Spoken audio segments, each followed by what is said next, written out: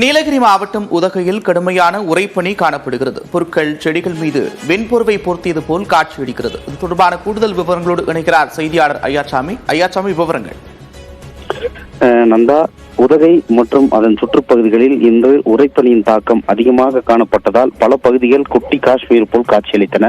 வழக்கமாக November, December, ஜனவரி மாதங்களில் இந்த உறைபனி தாக்கம் என்பது அதிகமாக காணப்படும். இந்த நிலையில் புயல் மற்றும் மழை காரணமாக இந்த உறைபனி காலம் சற்று தாமதமாக துவங்கியிருந்தாலும் இன்று அதிகமாக காணப்பட்டது. குறிப்பாக நகரில் குதிரை பந்தய மைதானம், காந்தல், தலைக்குந்தா உள்ளிட்ட பகுதிகளில் இந்த உறைபனி அதிகமாக காணப்பட்டது. பார்க்கும் இடங்கள் எல்லாம் இந்த உறைபனி கொட்டி கிடந்தது. காஷ்மீர் போல் காட்சியளித்தது. அதாவது கட்டுமான பொருட்கள் மீதும் புட்கள் மீதும் படர்ந்திருந்த உறைபனி காரணமாக கடும் குளிர் நிலவியது. இதனால் அதிகாலை நேரத்தில் பணிக்கு செல்ல வேண்டிய பொதுமக்களின் இயல்பு வாழ்க்கை பாதிப்படைந்தது.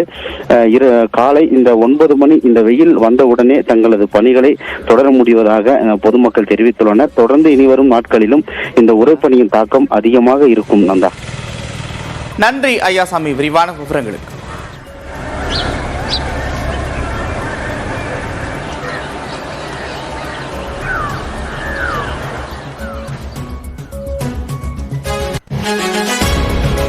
உறைபனி காலம் தொடங்கியிருக்கும் நிலையில் பசுமை பொருட்களின் மேல் உறைபனி படர்ந்து வெள்ளை கம்பளம் விரித்தது போல் காட்சியளிக்கிறது மலைகளின் இளவரசியான கொடைக்கானலில். இது தொடர்பான கூடுதல் விவரங்களோடு இணைக்கிறார் செய்தியாளர் ஜாபர். விவரங்கள்.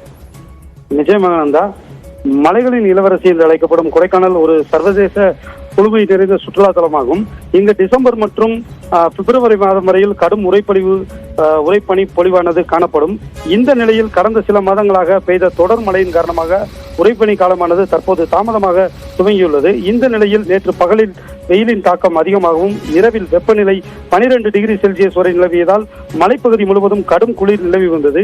இந்த நிலையில் இன்று அதிகாலையில் 10 டிகிரி செல்சியஸுக்கு குறைவாக வெப்பநிலை காணப்பட்டு கடும் குளிர் நிலவியதால் பசுமை பொருட்களின் மேல் விழுந்த நீர்ப்பனி துளிகள் உறைந்து உறைபனியாக மாறியது.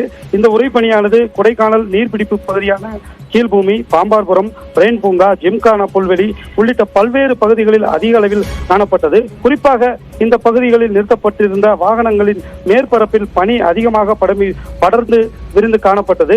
மேலும் கீழ்பூமி பகுதிகளில் உள்ள பசுமையான புற்களின் மேல் உறைபனி பொழிவு இருந்ததால் வெள்ளை கம்பளம் விரித்தது போல ரம்யமாக காட்சியளித்தது.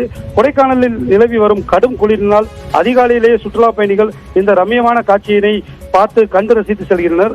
உறைபனி மற்றும் கடும் குளிர் காரணமாக குளிரை தாங்கும் சொட்டர், ஜர்க்கின் உள்ளிட்ட குளிருக்கு பாதுகாப்பான ஆடைகளை அணிந்தவாறு பொதுமக்கள் மற்றும் சுற்றுலா பயணிகள் நடமாடி வருகின்றனர். மேலும் பனி மீது சூரிய ஒளி பட்டதும் ஏரி பகுதியிலும் புல்வெளி பகுதியிலும் படர்ந்திருந்த பனி ஆவியாக செல்லும் இந்த ரம்யமான காட்சியினை நடைபயிற்சியில் ஈடுபடும் பொதுமக்கள் மற்றும் சுற்றுலா பயணிகளை வெகுவாக கவர்ந்ததும் குறிப்பிடத்தக்கது. நந்தா, நன்றி ஜாஃபர், விவரங்களுக்கு.